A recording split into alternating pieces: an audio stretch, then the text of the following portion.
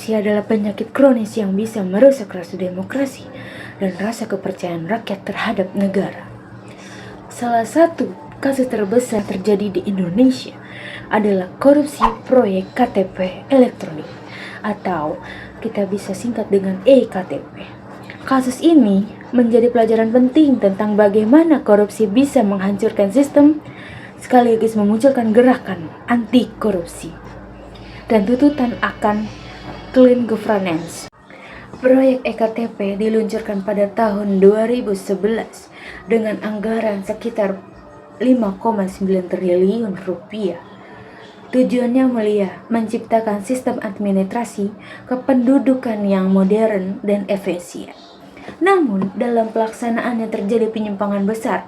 Tender proyek diatur, anggaran di markup, serta dana dibagi-bagi kepada pejabat, serta kepada pihak swasta. Akibatnya, negara mengalami kerugian lebih dari 2,3 triliun rupiah. Kasus ini tentu menyeret banyak tokoh penting, seperti mantan ketua DPR RI, yaitu Setia Novanto, divonis 15 tahun penjara karena terbukti menerima keuntungan dari proyek EKTP ini. Pejabat Kementerian Dalam Negeri seperti Irman Sugiharto yang juga dijatuhi hukuman.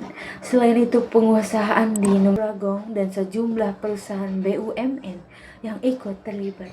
Bahkan ada juga buronan, yaitu Paulus Thanos yang hingga kini masih dalam proses hukum internasional.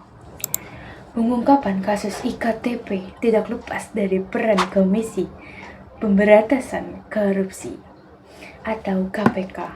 Meski menghadapi tekanan politik, KPK tetap berani menindak pejabat tinggi negeri.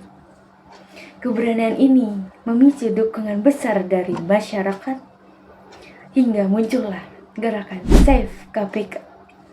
Muncul mahasiswa turun ke jalan dan media gencar memberitakan kasus ini.